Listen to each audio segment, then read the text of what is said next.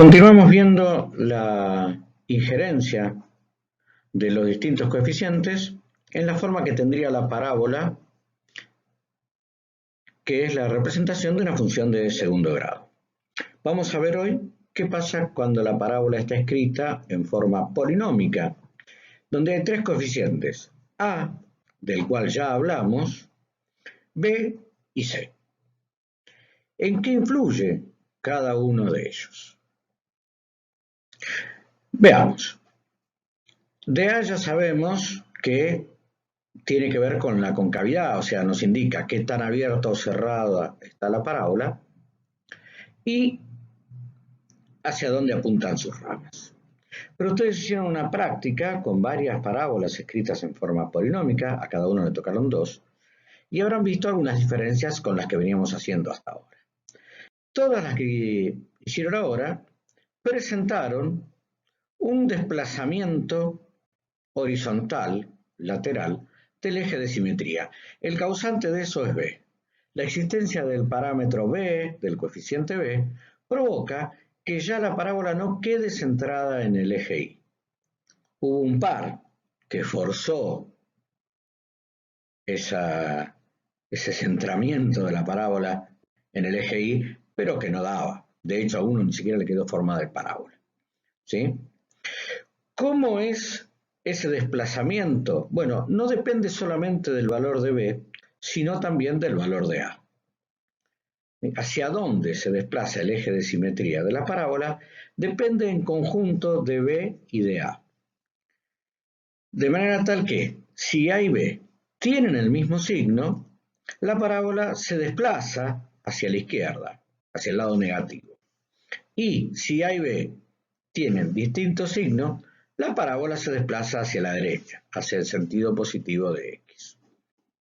Vamos a ver en algunos ejemplos de qué manera se nota eso.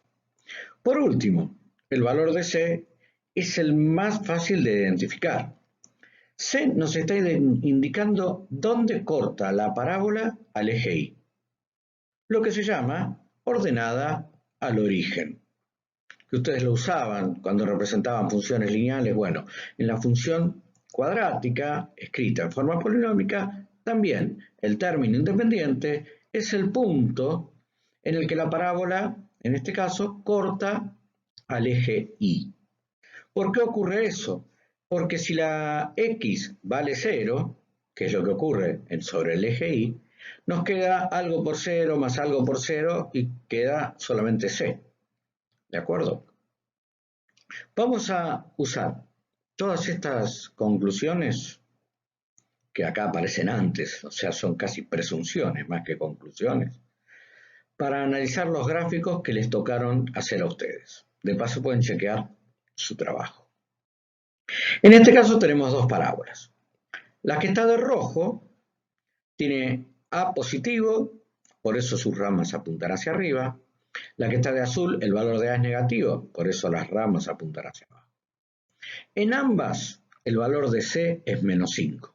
Por eso las dos parábolas cortan al eje Y en menos 5.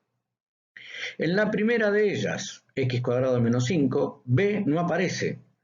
Por eso, la parábola no está desplazada, su eje de simetría es el eje Y. El vértice está sobre el eje Y. En cambio, la de azul, el valor de B es menos 2. La parábola ya no está centrada en el eje. Y como A es negativo, menos 1, B es negativo, menos 2, la parábola aparece corrida hacia la izquierda. A y B tienen el mismo signo, la parábola se corre hacia la izquierda. Siguiente ejemplo. En la que está de colorado, en la que está de azul, en ambas el valor de C es 8. Por eso las dos parábolas cortan al eje Y en 8. La primera tiene un valor de A positivo, la segunda también, por eso las dos apuntan sus ramas hacia arriba. El valor de A en la primera es un medio, en la azul es 1. Como un medio es más chico que 1, la abertura de la parábola roja es más grande, está más abierta. Por último, tanto en la colorada como en la azul, el valor de A es positivo, el valor de B también, por eso coinciden los signos de A y B en ambas, por eso ambas aparecen corridas hacia la izquierda. Pero no aparecen corridas la misma cantidad porque A y B no son iguales en los dos casos.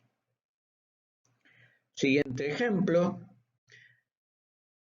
En ambas el valor de C es 0, por eso ambas cortan al eje Y en 0, 0. ¿Sí? En la primera y en la segunda el valor de A es 1, por eso las dos tienen la misma abertura, por eso las dos apuntan hacia arriba sus ramas. Pero en la que está de rojo, A y B son positivos los dos, igual signo, la parábola parece corrida hacia la izquierda. En cambio, en la azul, A es positivo y B es negativo. Por lo tanto, la parábola se corre hacia la derecha. Diferencia del signo entre A y B, el eje de simetría queda a la derecha. En esta otra, las dos cortan al eje Y en menos 6, porque C es menos 6. Las dos apuntan hacia arriba porque A es positivo. La roja tiene coeficiente más chico que la azul, por eso es más abierta. Y en ambos casos, A y B son positivos, A y B tienen el mismo signo, entonces en ambos casos la parábola se corre hacia la izquierda. El último ejercicio que había quedado tenía en ambos casos A y B con distinto signo. En la primera A positivo, B negativo. En la segunda A negativo, B positivo. Por eso ambas tienen el eje de simetría corrido hacia la derecha. Ambas tienen un valor de Y igual a menos 5, por eso ambas cortan el eje Y en menos 5. La que está de rojo tiene un valor de A positivo, por eso las ramas apuntan hacia arriba. En cambio, la que está de azul, las ramas apuntan hacia abajo porque A es negativo.